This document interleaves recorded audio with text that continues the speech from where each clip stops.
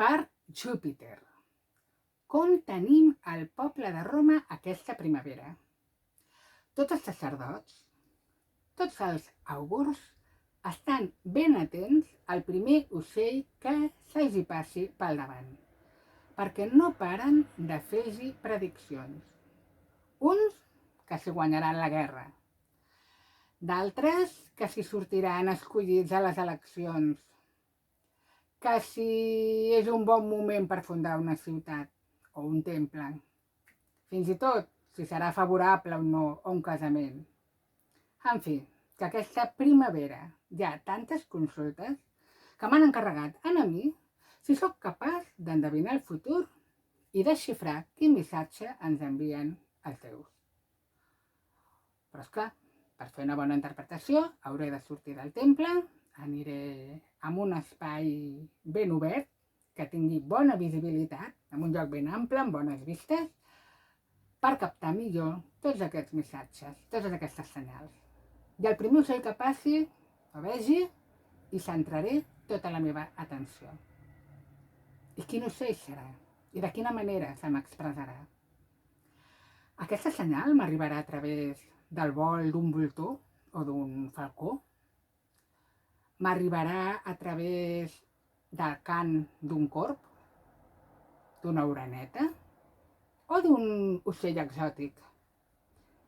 O potser pot ser que davant meu es desplegui totes aquestes plomes brillants d'un paó blau. O no? O potser camí cap a les afores de la ciutat em trobaré amb un gall i una gallina i allò que estiguin, de quina manera estiguin menjant, ja pot ser una senyal. De fet, a l'antiga Roma els encantava realment envoltar-se d'ocells, fins i tot a la ciutat. Passejar pel que serien els estancs, els boscos sagrats o fins i tot el mateix hortus i, sobretot, també practicar aquest sistema d'endevinació. Sabíeu que realment a l'antiga Roma observar les aus i per tant el seu vol era també una forma de comunicar-se amb els déus? Però per ser un bon augur havia de tenir un coneixement d'ornitologia. De fet, gràcies a les fonts escrites, gràcies a l'arqueologia, podem saber més sobre la pràctica d'aquest sistema d'endevinació tan sorprenent, però que és cert que mica en mica va anar perdent popularitat. I com que en aquests moments no podem ser en l'aviàrium de Sant Boi, perquè us volia explicar personalment més sobre la simbologia dels ocells, alguna espècie en concret, què significa en aquell moment, doncs també us volia ensenyar la meva col·lecció de plomes. De fet, us convido a que investigueu pel vostre propi compte des de casa, per saber més sobre aquest món dels ocells en època romana, perquè és realment fascinant.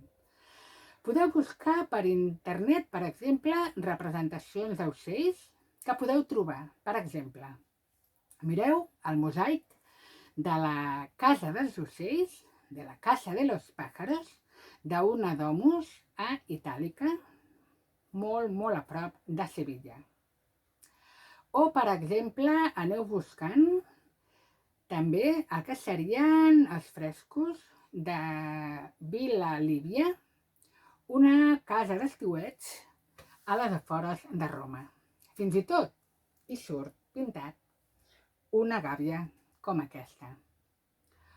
O, per exemple, mireu també a l'estàtua d'Octavi August, aquest primer emperador de Roma, i fixeu-vos en la seva cuirassa. Quins ocells surten o quines aus? I quin significat hauria tenir aquesta au en època romana? O potser millor, per què no feu d'augurs vosaltres mateixos? De fet, el primer ocell que se us aparegui, preneu nota. Pot ser un vol, pot ser un cant, pot ser que us el trobeu caminant. Ho apunteu, us ho anoteu i l'any vinent us espero a l'aviàrium de Sant Boi perquè m'ho expliqueu.